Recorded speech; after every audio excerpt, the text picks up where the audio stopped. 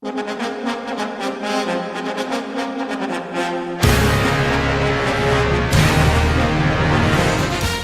listening to 90.3 WHPC, the voice of Nassau Community College in Garden City, New York.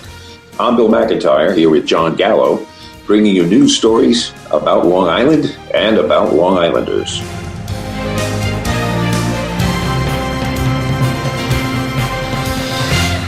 Well, today we want to welcome to our show Scott Eidler from Newsday and Yancey Roy from Newsday, who've agreed to come on and talk to us about what's going on in this crazy election time. Thank you for coming on and sharing your work with us. Thanks for having us. So maybe you guys want to start. I know me and Bill were talking about some of the, logistics and what we're seeing already from people voting both early and absentee, and again, how that's been working out and what we expect maybe going forward. To set the stage, on Long Island, the presidential race is what everyone is looking at, and it kind of overshadows everything. But there's a lot of important races on Long Island and around the state. There's like 5 congressional races. There's 22 assembly seats with a number of vacancies. There's 9 Senate seats where there's a lot of competition and a lot of money being spent. Yep. So it is very important, and we're seeing a lot of enthusiasm about people getting out to the polls. There was, Scott might have the number, but I want to say it was an incredible number of absentee requests that have come out so far. I know it's more than 100,000. Yeah. And the question, and some of those have come in, but also, frankly, a lot of those have not come in, which I'm sure we'll get to this. It raises the point of whether people are sending in the absentees via the mail, or whether they're deciding not to trust the mail and they're dropping them off at drop boxes, or they got the absentees and decided, you know what, I'm going to go vote in person anyway. Yeah. Good to see that there are options this year. And it makes sense, especially as we get close to now the wire, making sure that ballots are postmarked by Election Day. A lot of people are taking that option, like you said, just to drop them off and, feel that sense of security that they're getting to where they have to be. So what are we seeing then, maybe the distinctions between the 2 counties? Are they pretty uniform? I know that thankfully, as opposed to New York City, voters have the option to vote early at any, am I correct, of the poll sites in their county, as opposed to the one that they're assigned to, like it is in New York City. Is that correct? Well, on Long Island, in Nassau County, there are 15 early voting sites. In Suffolk, there are fewer sites. There's 12. And over the weekend, there was a huge, more than 55,000 voters showing up to these 27 poll sites. And we saw many more voters show up to the Nassau sites than to the Suffolk sites. Also, more Democrats were coming out to the polls than Republicans. One interesting fact, this was over the weekend, we saw the biggest share of the vote came from folks in the age group of 55 to 64. So it's just something to consider.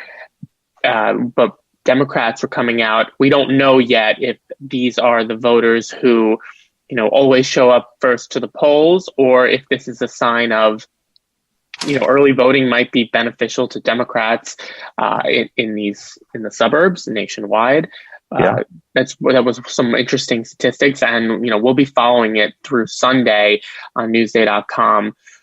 But we have daily updates on how voting went, and we've been reporting long lines in the beginning, some up to 3 hours. They've slowed down a bit. Some of the county executives have called for a change and extension in the hours. And, whatever happens here, there's going to be a conversation down the road about, is 15, is 12 enough?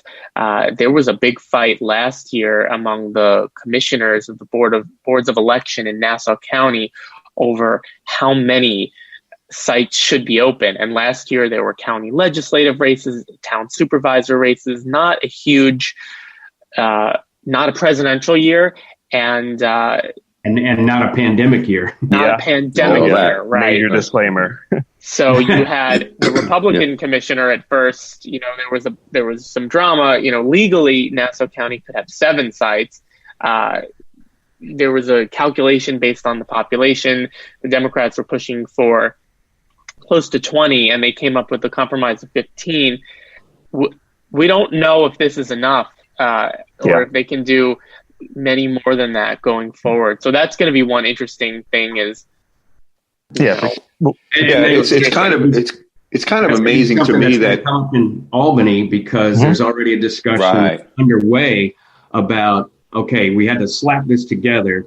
And, early voting was started before the pandemic. But now that we've seen this, there's already discussions about, okay, do we need a longer period instead of just 10, 11 days? Do we need to mandate a better ratio of sites to registered voters or population?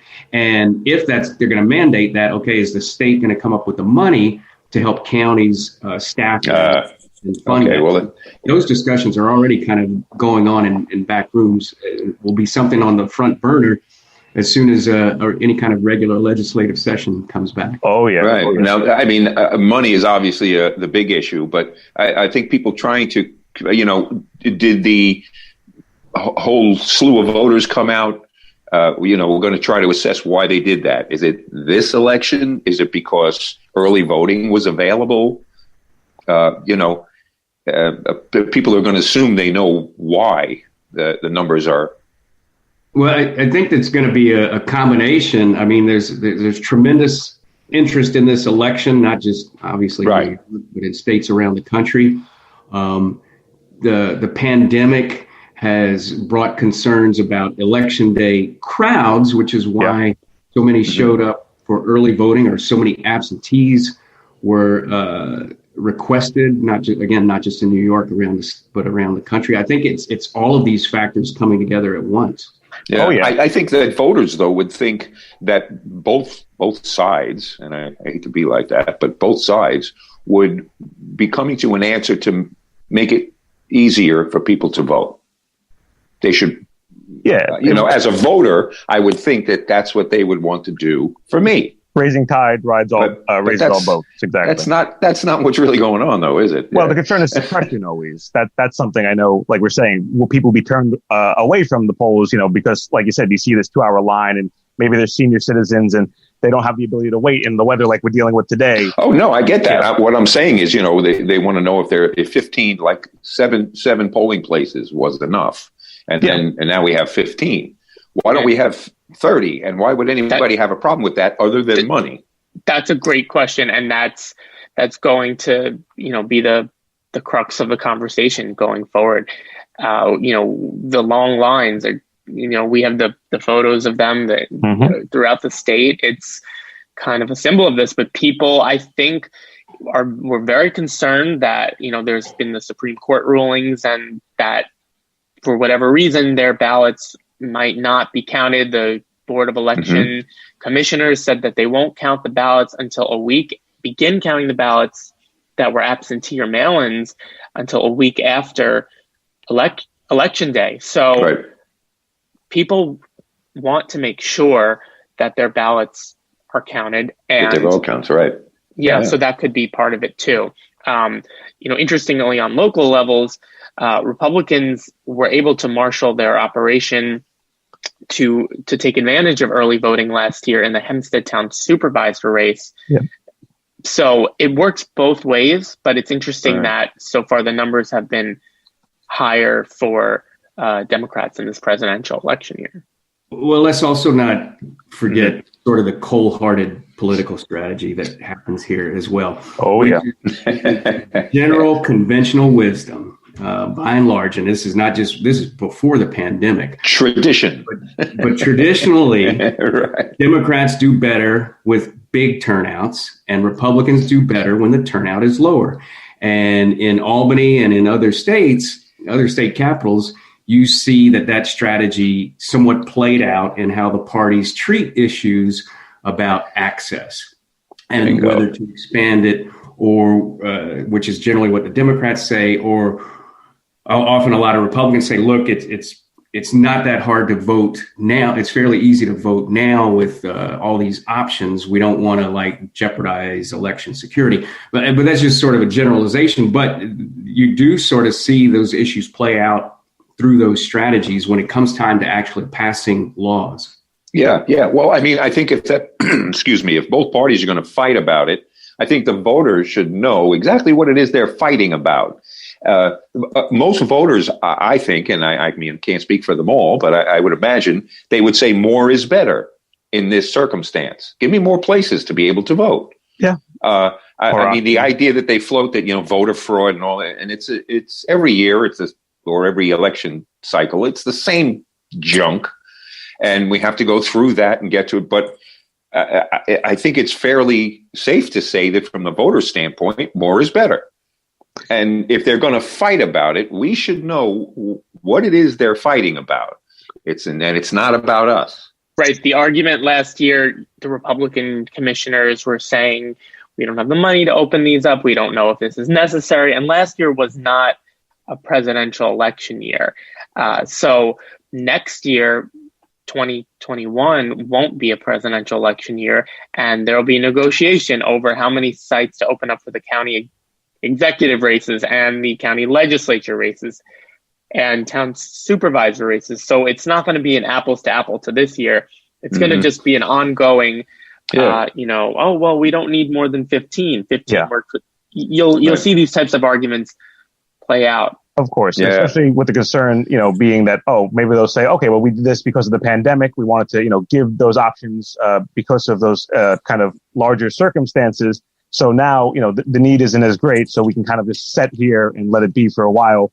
I know, I heard Senator Gianaris last night on television talking about, again, like you had mentioned, Yancey, some plans for trying to, again, maybe expand provisions and try to, again, make this be something that is the trend, moving towards more options for people to vote early, like you said, time-wise and everything like that. One question I just had about the lines that we're seeing. I know we're seeing in Queens it's the problem and in the boroughs, but how did they make the decisions on how many people were assigned to, actually, no, they weren't, right? They weren't assigned early voting locations, right? They can go to any early voting location. I didn't want to clarify any in the county. Yeah. Any in the county. Okay. On election day, you have to go to your same middle school, your same community center. That's regular poll site, that's going to be interesting to see if the lines are pretty quick on Tuesday, because a lot of people got their voting out of the way. And there are fewer people, of course. You're not competing with the whole, township in one of these 15, there's going to be 300 plus places. One interesting thing is we reported in earlier in the fall or late summer that the schools had some issues. They didn't want to be polling places. Yep. Because they're modifying their facilities for socially distanced learning. So that became a bit of a scramble at the last minute for the boards of elections, dealing with, assistant superintendents and principals and, these schools that turn their facilities on, Wednesday. They have to be back in school on Wednesday, some of them, or Thursday. And, people will be there till 9, 10, 11 at night, and thousands of people. Some people didn't even want to hear the schools complain about this. A democracy, you should have a lot of places. But the schools have for years hate being assigned polling places. They hate it. They fought with the Board of Elections. The Board of Elections says, sorry, you're legally required to do it if we assign you to be the polling place. After some of the school shootings nationally in 2018, after Florida, the school said, well, we're restricting who comes into our building with security cameras and spending hundreds of thousands of dollars of equipment. They put up a big argument that was before the midterms, and some districts actually got some switches made. This year they used the pandemic argument. We're cleaning them. It seems that it didn't turn out to be a significant issue, and the schools and the boards of elections were able to adapt a little bit. But it's interesting with the conversation will be, on Tuesday, because the students have to go back to school. Exactly. Just with the cleaning. Just a reminder. Just a reminder, you're listening to 90.3 WHPC, the voice of Nassau Community College. We're here with Scott Eidler and Yancey Roy from Newsday discussing what's going on with the election. Thanks. Yeah. I had to. No, of course. And so that's the thing too. And we did have the primaries somewhat under the same circumstances. And I know obviously that was even, more kind of done, at the wire and, kind of a little bit kind of roughshod or however you could do it, but what are we seeing? Are we seeing things better than it was from the primaries out on Long Island? Well, what's interesting is the primaries, nobody really was aware of the primaries. Of course. Joe Biden had already locked the nomination. Yeah. The pandemic, the caseload was higher, so fewer it would people just be were down going ballot out. stuff, like you said, and only the very prime voters, the people who, like you said, are really the party activists, usually participate in things like that. Right. And, the schools were not in session at the time. Yeah. Is what the superintendent said. It wasn't really as significant a concern that they had then as they do now is, of course, is cleaning them and the turnover. Yeah, exactly. But a lot of schools are closed on Wednesdays for cleaning. So it is a unique situation. But across the board, having to figure out those logistics, I'm sure, again, learning from still even, again, a much smaller scale experience, I'm sure hopefully has been beneficial to the BOEs, again, Suffolk and Nassau.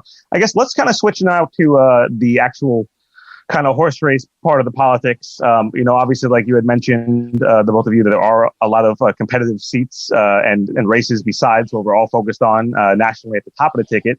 But obviously, we have those congressional races starting from the tip of Long Island in the 1st District with Zeldin versus Ahern. I know, again, Zeldin. Nancy Goroff. Oh, excuse me. I'm sorry. This is Goroff. Yep, of course. The scientist from Stony Brook versus Zeldin, rather. Obviously, the multi-term Republican who's a big ally of the president. What can you say about that in terms of, what is being projected, maybe what some polling says with that race? Sure. So Congressman Zeldin, he won this seat a number of years ago, state senator from Tim Bishop, a long time congressman.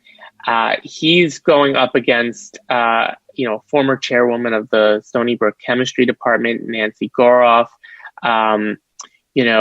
These races in 2018, where the Democrats took control with the blue wave, those were litigated on health care, right? Yeah. And saving the Affordable Care Act. You're seeing the same conversations play out in 2020. You're not seeing a lot of conversation about Joe Biden or President Trump. These are about the coronavirus response. Lee Zeldin called the administration's response phenomenal. Nancy Goroff denounced it as incompetent. My colleague Rochelle Blidner, reported this last week. Nancy Goroff, supports maintaining the Affordable Care Act. Zeldin has voted repeatedly to repeal and replace it. So that's the messaging that's going out. Lee Zeldin and other Republicans, not just for Congress, but across New York State, are running on the same message that Republicans are running nationally. Democrats want to defund the police. The Republicans have the backing of powerful police unions. Yeah, definitely a lot of money being spent. Let me jump in and just say that, Zeldin has won re-election easily with a comfortable margin in 16, but then in 18, he was a much closer race than anybody expected, which is why people are really watching this race in 2020. And Lee has become one of the most outspoken Republican congressional supporters in New York of President Trump. So, like we said at the beginning, the presidential race kind of washes over every race. Yeah. And so it's going to be interesting to see what trend continues in that district. Is it Zeldin wins easily in 16, or is it the narrow win in 18 and the continued momentum for Biden in New York statewide and against Trump statewide washes over that race and helps Goroff and helps pull off an upset there. I think that if you looked at it right now, most of your national forecasts are saying this race still leans Republican, but I don't think anybody is thinking that this is a lock at all right now. Yeah, right. Like I think a lot of politicians are in that situation. They don't know whether to go all in and be an ally with the administration or start to distance themselves as we get closer. Yeah. And somewhere, where it's no more apparent is in your own district, Bill, the next race that we want to talk about, which would be Pete King's seat that he's vacating now in the race between Andrew Garbarino, the Republican, again, kind of appointed candidate, and obviously Jackie Gordon, the former Babylon council person, I believe, or legislator rather, who again is in a race. She's a councilwoman, yeah. Yeah, of course, is in a race. That's going to be very closely watched, not just locally but nationally, because Pete King had been there since the early '90s. So, can you both speak about that a little bit, about what we're going to see, kind of in this process? Well, this is a once in a generation chance to vote for a new person in the seat. Pete King had held it for, I believe, 28 years. Yep. And through a combination of, he'd always won in Democratic years and Republican years. I think he had kind of cross-party appeal as a moderate Republican. And now he's stepped down after all of this. And so I think the race becomes less about, one guy and his personality. And now it becomes a little bit more of a party battle. Both candidates have profiles that the parties like. Andrew Garbarino had been a state assemblyman representing parts of Suffolk County for 8 years. His father also had been a town Republican chairman. And Jackie Gordon, as you mentioned, not only a town board member, but also has a retired educator and a retired Army reservist, was a lieutenant colonel in the Army Reserve. So both of them, besides, are putting up people whose profiles they think can cut across party lines. This is one that's been a real toss-up right now. As we sit here a couple of days before election, this one's hard to tell. I know that Democrats are feeling they might have a narrow edge here, but again, it's going to be a really close race, I think, as we get down to it. Yeah, seems like it. I know Bill said, go ahead, Scott, but no, what's interesting is that when Peter King was elected to Congress, it was a different seat. It was more in Nassau County. And over redistricting, it became, almost entirely Suffolk County. He's a Nassau Republican man. He's the standard bearer for the GOP for many years. Comes from Hempstead town. He was the Nassau County Comptroller. He knows that community. In Suffolk, he's had to adapt, and he's continued to win races, but they were very close, and it was very close in 2018. And he represents Central Islip and Brentwood and Wyandanch, communities with African American, with Hispanic populations. He has, some of his rhetoric from 2018 was about how he's helped get rid of, MS-13, and he played that card very heavily. He did. Tough on crime, But tough on crime. He's had the backing of these powerful police unions. What's interesting is that Garbarino's commercials, his ads have, said Democrats, radical Democrats want to defund the police, and, Pelosi and de Blasio. But Jackie Gordon says, I am law enforcement. I'm the only one that has law enforcement experience based on her military record. So she's basically saying that's fine to use on Democrats, but not me, and exactly. That's based on she's running on her military record, and she has experience running a battalion and enforcing the laws. So that's a little bit of, we'll see with voters kind of what they make of that, messaging from Republicans. Oh yeah, no, it definitely. I know it was a big decision, to who would be up for that, again, Democratic kind of candidacy again in this seat, like you said, because it is the first time in pretty much my lifetime that it's been up for grabs potentially. So I do know, to be honest, full disclosure, I was in the Babylon town Democratic HQ working on a different race countywide. And, she was there and they were mulling over the race at that point, last November even. So it's interesting to see, how it's developed and how the party has decided that, it would make a lot of sense, like you said, kind of diffuse a lot of those arguments of like a radical, I heard her on WNYC recently and, kind of trying to seem a little bit more moderate and going against expanding maybe Medicaid for all and things like that. It's been an interesting thing to see. In terms of the other races at the congressional level, which are less likely to be competitive, we do have the 3rd district, Swazi versus Santos. That seems to be relatively secure. But again, with this year, it's hard to say if anything is really definite, set in stone. But I guess, does that also go for the other similar districts, the 4th with Kathleen Rice and also with the 5th with Meeks over there on the border? Is that what we're seeing, Yancey, you think? Yeah, I think the Democratic incumbents are pretty solidly favored to win re-election there.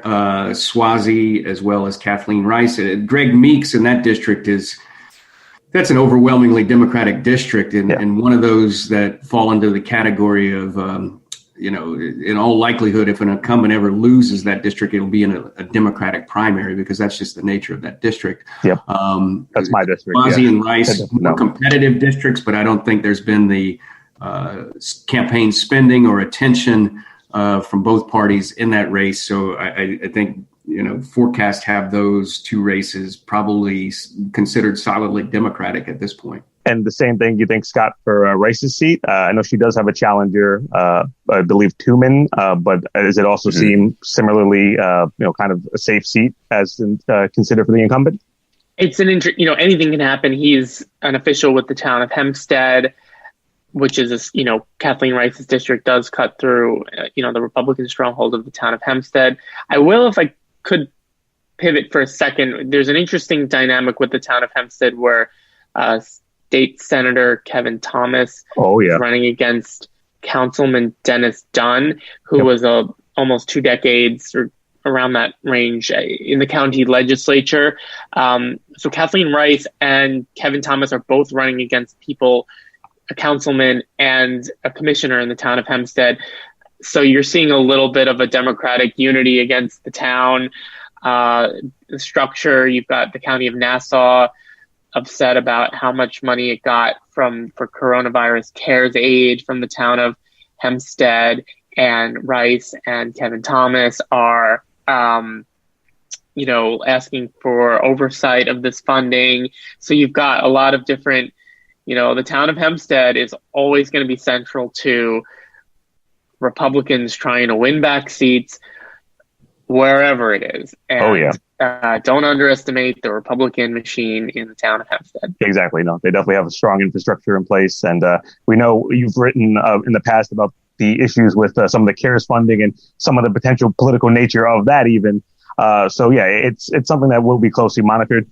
Just real quickly, in the little bit of time we have left here with you guys, you mentioned the state Senate. I know that there has been a lot of PBA money poured into a lot of the Long Island 6, especially around the support for 50A and some of the other criminal justice reform measures earlier in the summer. I know, again, Kevin Thomas's seat is definitely going to be closely watched. We see those commercials.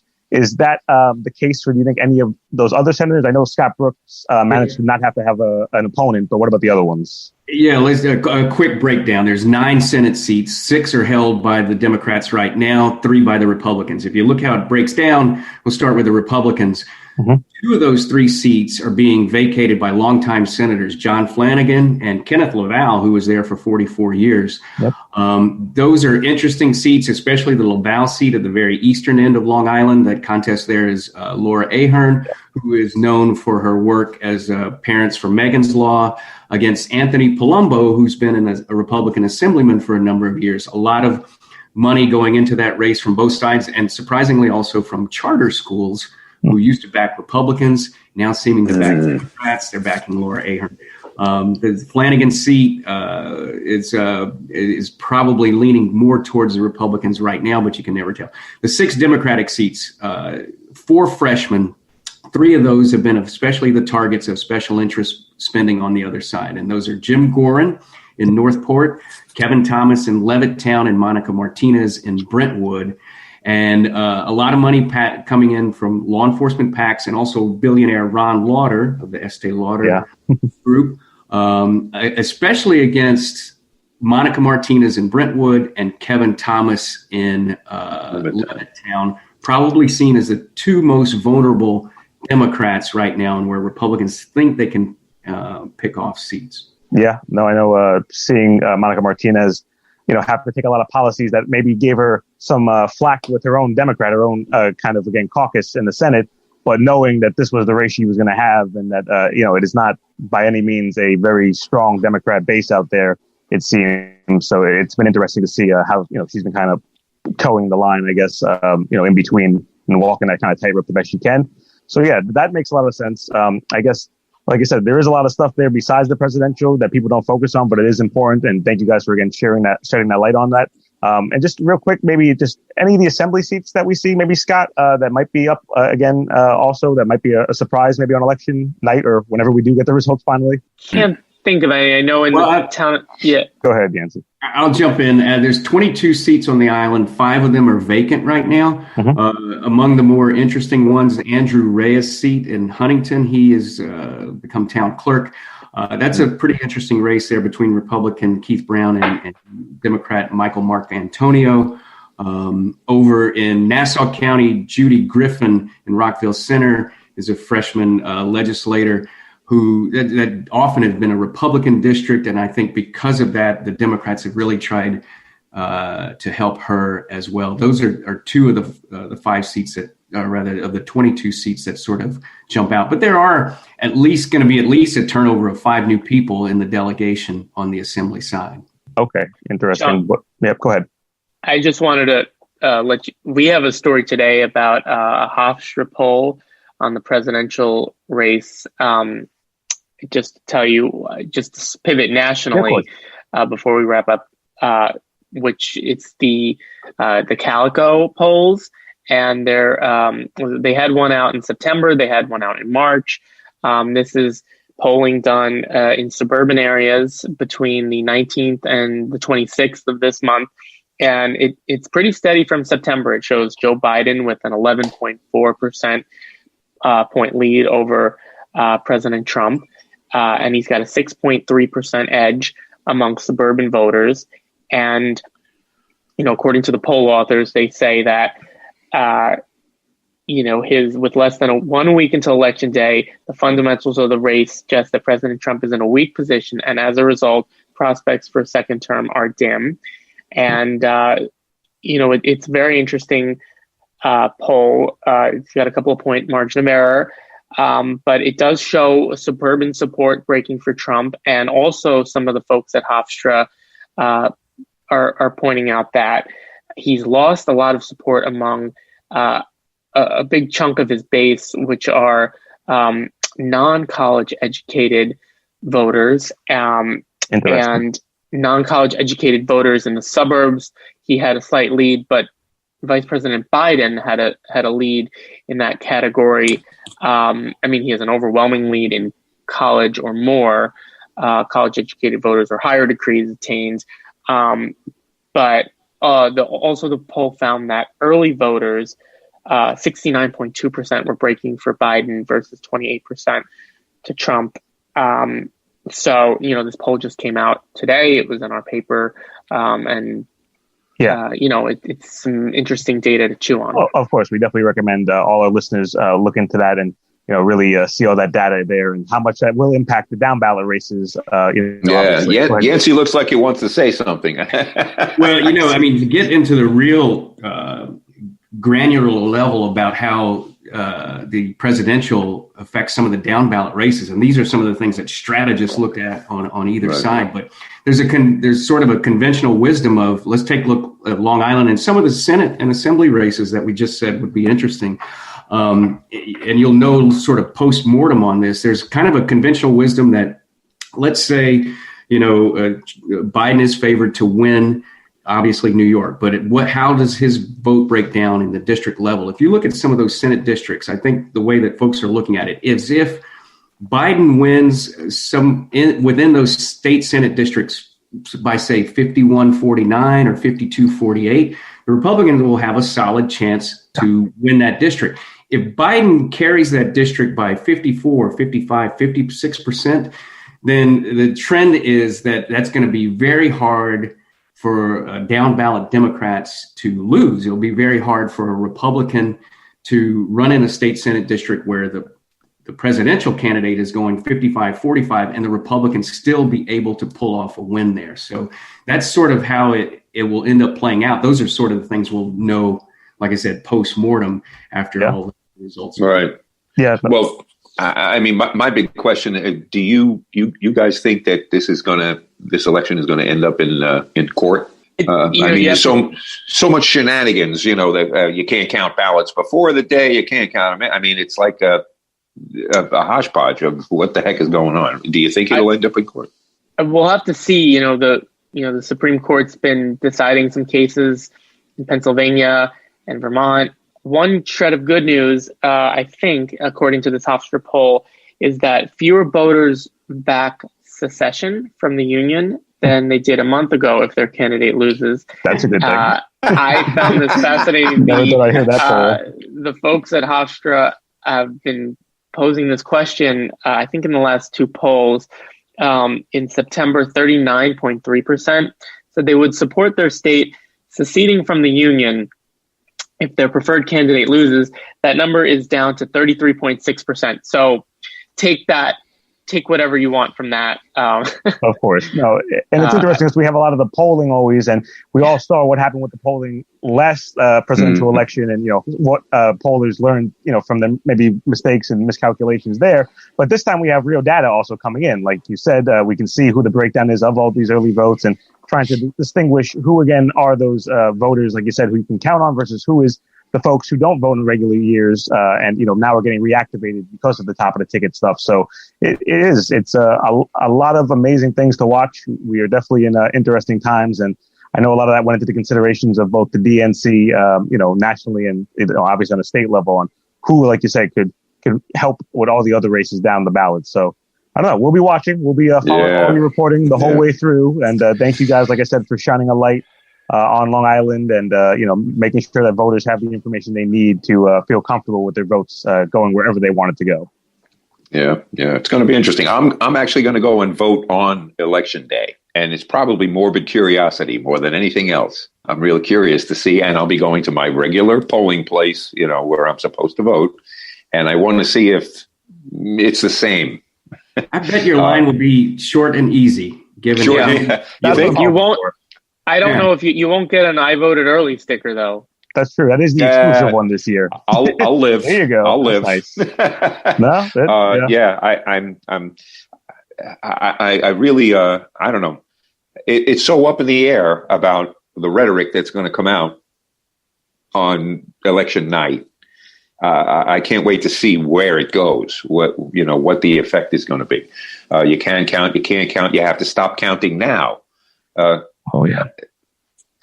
be. There's not going to be major watch parties and candidates gathering and are you going to see the pictures you saw in Florida with the magnifying glass? We don't know what next week is going to. What the picture will be, what the images will be of. Basically, preserve your rest because it looks like we're going to have some long nights ahead of us. So again. Anyway, we'd like to thank you both for coming in and spending some time with us, and I've got to get you to promise that you'll come back sometime. And I would love to, without an election, I would love to do a show with just both of you, and let's just talk about everything. Because everywhere I look, I think America's got its issues right now. We could probably talk about almost anything. But again, we want to thank Scott Eidler, and we want to thank Yancey Roy for joining us. And of course, we have to thank Newsday for making them available to us. And in any event, have a great weekend, gentlemen. Yeah. Happy Halloween. Yeah, definitely. And a reminder to our listeners, you can follow the reporting, of course, in Newsday. And we always recommend you to subscribe. As well, you can also find their reporting on Twitter at Scott Eidler for Scott and at Yancey Roy. Nice and simple there for the both of them to find out all of the latest and where they're at, in the situation. So thanks, guys, again. Yeah, thank you so much. Save your strength. It was a pleasure. Thanks for having us. All right, Bill. Like I said, a lot to chew on. The governance, there's the politics, there's the campaigning in a year that isn't anywhat near normal. So it's crazy to see, but it's great to hear their voices because, they're used to the kind of the chaos that Albany or county politics can be, and it's good to hear, that, where they're at in terms of thinking about this whole situation. So I don't know.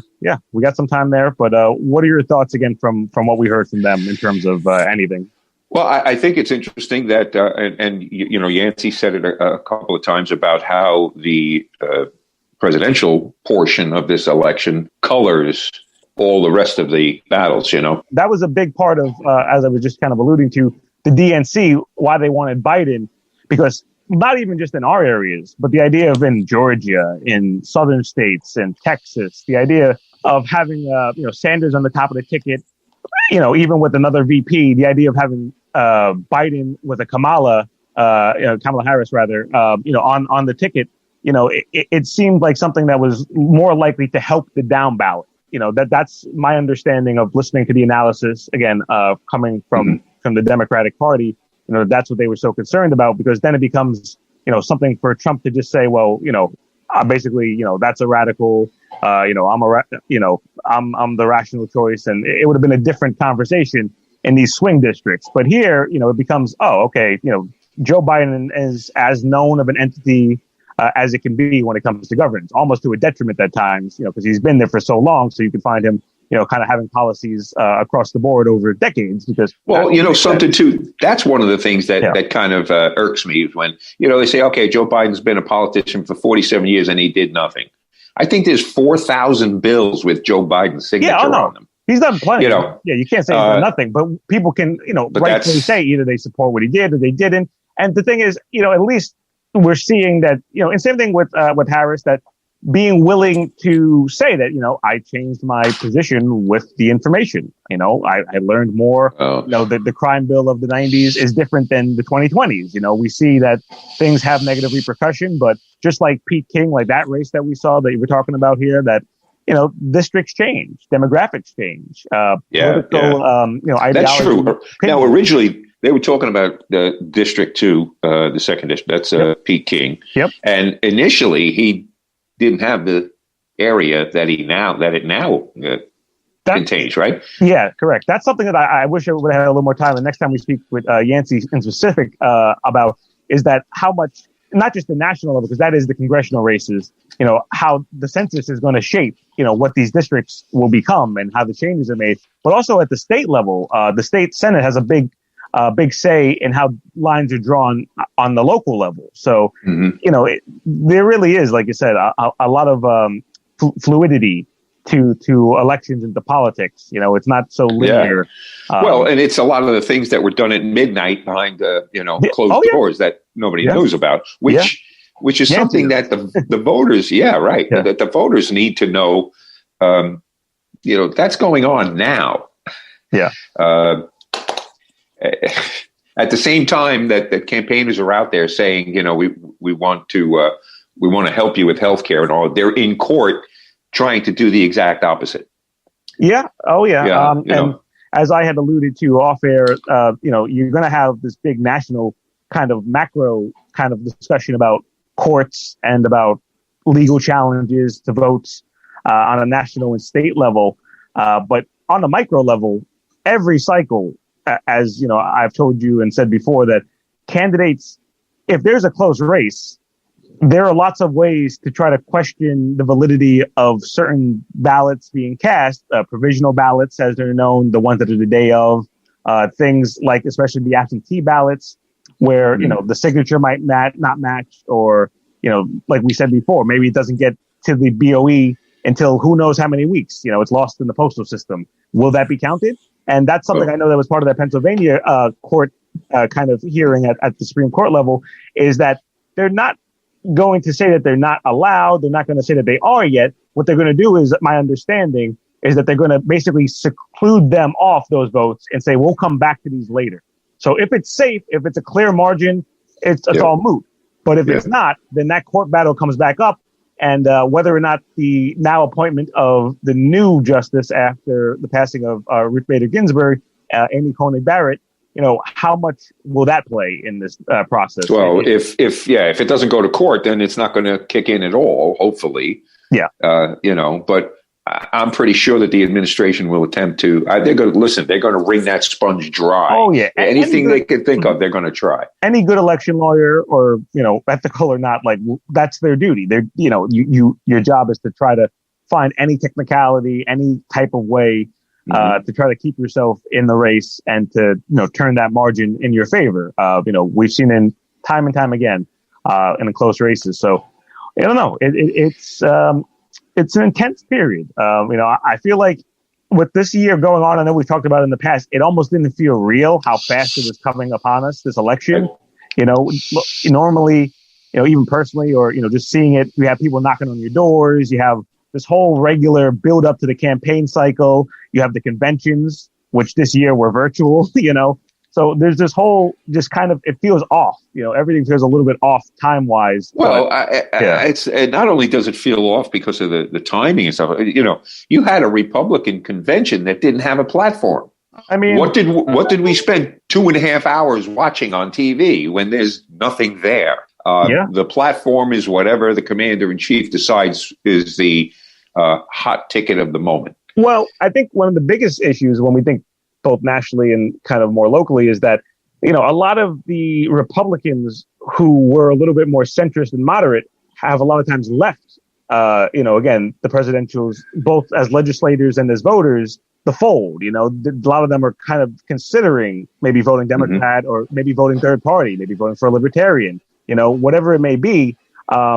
There's still plenty of people who are allied with the president and support him. Obviously, we see lots of these large kind of, I don't know if they'll call them parades or rallies and, all these things out on Long Island with his supporters, which is fine because, there's the opposite, the other way as well. But just the nature of, how much that's actually worth, how much, seeing those loud crowds actually is going to manifest into who votes, but kind of said it secretly, who they might grit their teeth and say, what, I don't necessarily agree with the guy on a lot of things, but it's in my best favor. I care about taxes, about this issue or that issue. And people will break it. People will break it down to issues. Yeah. The thing that gets me so much is, they almost say it as a joke now. Traditionally, when more people vote, Republicans lose. Yeah. I think that's like something hiding in plain sight. They're up in Albany and they're fighting about how many election places we can have. Why should that be a fight? No. If everyone is interested in democracy and what the citizenry needs to, move government forward, this shouldn't even be an issue. But the fact that it is, and it's always divided this way, speaks volumes to me. Oh, yeah. Oh, no, it does, undoubtedly. And one of the interesting things I think this year to see is, with everything going on, will we break the record of 2008 for voter participation of eligible voters in the country, which I believe was 62% at a high watermark? Yeah. Speaks again to the issue of how many people don't vote. But the issue is this year, I'm hearing, will we get over 70%? Will it be higher than that? And then if I were to make a hunch, I would say yes. I think that's what I'm thinking. But my then question following up is, so if that's the case, how many of those people will stay potentially active voters versus they just came out this year because they could have it mailed to them and it was easy to do?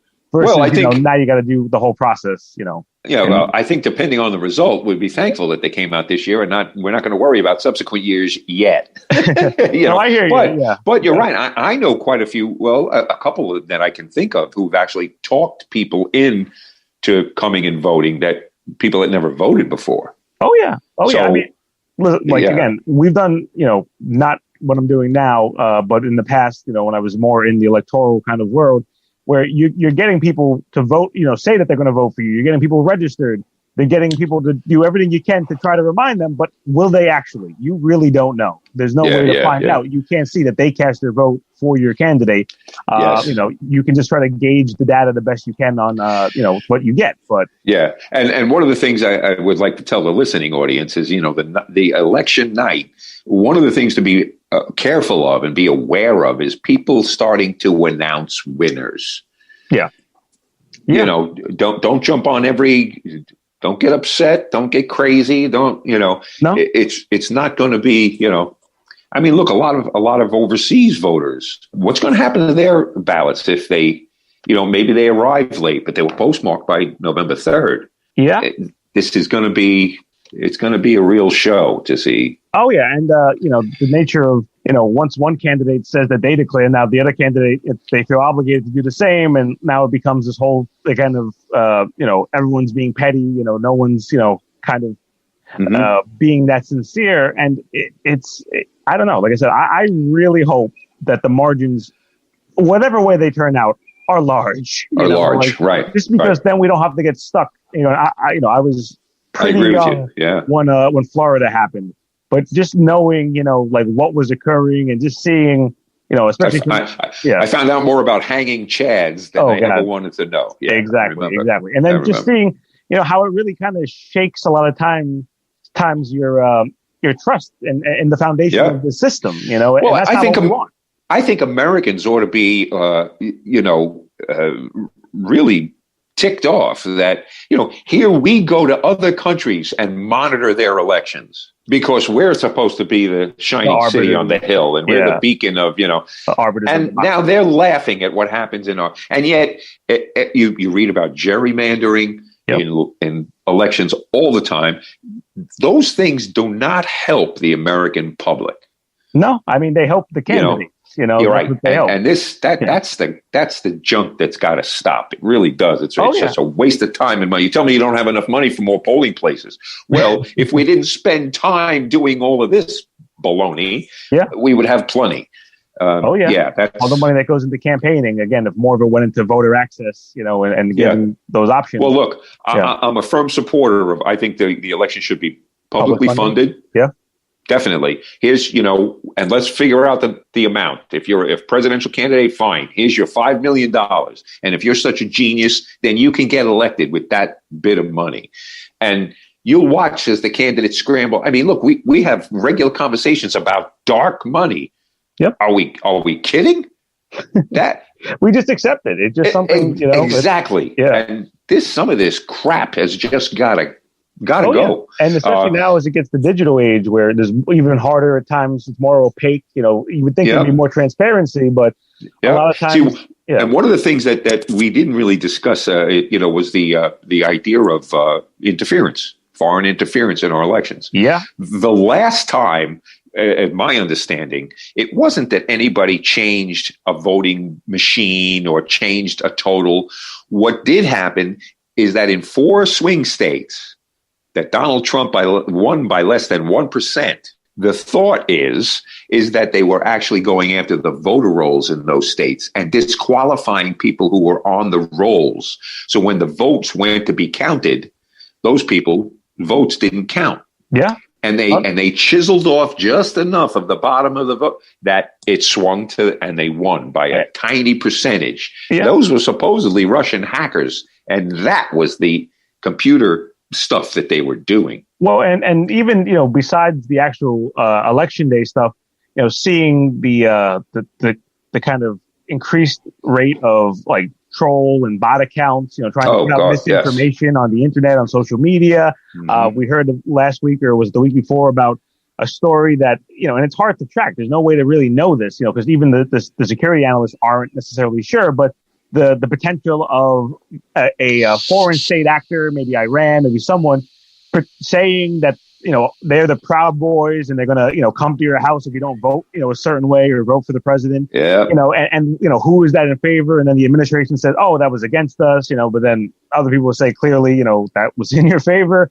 So, it is so much noise. And that's why I get it. I get why the voting percentage is so low, because people say, come on, like this is what we have. Like, but this is part of a strategy because we don't know what to believe. That's a strategy.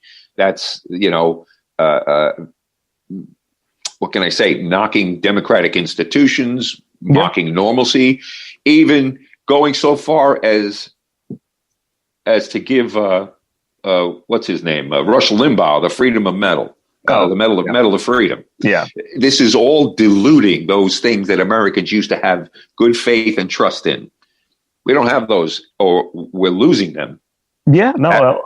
As if we you look go at along. The polling, for trust in institutions, even before, President Trump came into office, but even more now, it seems, that again, for better and worse. And again, there was reason, like we just said, with dark money, with all this stuff, to be a little bit kind of concerned and not necessarily take everything on face value. But at a certain point, when you become so cynical and everything just seems like, oh no, it's all corrupt, it's all easy to simplify and dismiss.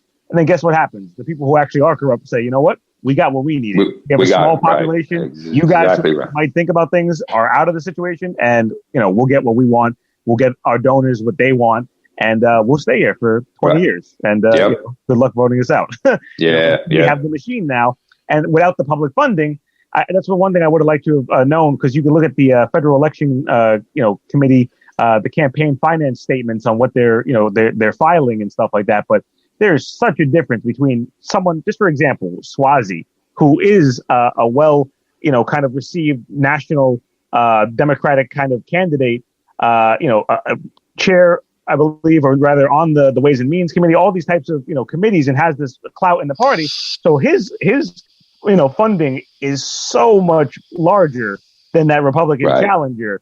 And how can you compete with that? I mean, this year it's a little different, because maybe you have a small chance to run an insurgency campaign, and you can, make a little more traction, because again, just depending on your registration in the county, you can get people to vote by mail, do other things. But it really is something that you see a lot of incumbents are able to walk by, and it's tough to knock people out, as we saw Pete King, which I'm sure plenty of people appreciate a lot of the things he's done for Long Island. He brings home the bacon, as they say, but at the same time, at what expense? What is being sacrificed for that situation? So. Yeah. It'd be interesting to see. Well, we're going to see. Yeah. So final thoughts. I'm going to go vote on election day. Yep. And really, it's as much to get a look at the landscape as. I like talking to my poll workers, mask and all, or in the old days not. It feels right. It feels right to go see what's going on. I like having you go in and seeing the number on the machine of how many were cast at that machine that day. And it just, like I said, I like that feeling. It feels a little bit more secure mentally, but that's not to say that if you don't have the ability to do it, if you're someone who needs an absentee ballot, it doesn't mean it's not going to be counted. Submit your absentee ballot. You could drop it off at your, as you heard from our reporters there at Newsday, who were with us, at your early voting locations, at your election day poll site. Usually you don't have to wait online. If you have the absentee ballot, you can just drop it off. And again, if you don't have that ability, you can put it in the mail. As long as it's postmarked before November 3rd, send it out as soon as possible, it will be counted. So we don't want to discourage anyone from voting. We want to make sure that by any means possible, you make your voice heard. And like I said, we make sure that you make that plan so that we know that it's counted. So there you go. Very good, John. You put it well. Yep. Well, so again, we want to thank Scott Eidler and Yancey Roy for joining us from Newsday today to give us their insights on. And I would love to sit down with those guys for like an hour and just let them talk. Tell us what the landscape looks like. But so we thank them, and I guess we'll see everybody on the other side, right? We'll see you next time, and say your prayers, and let's go vote. Let's hope it turns out well for the American people. Yep. Regardless of anything else. You've been listening to 90.3 WHPC, the voice of Nassau Community College in Garden City, New York. Take care. Be well, John. We'll see you next time. Happy Halloween. That too. The real fight might come on election day, though. We'll see.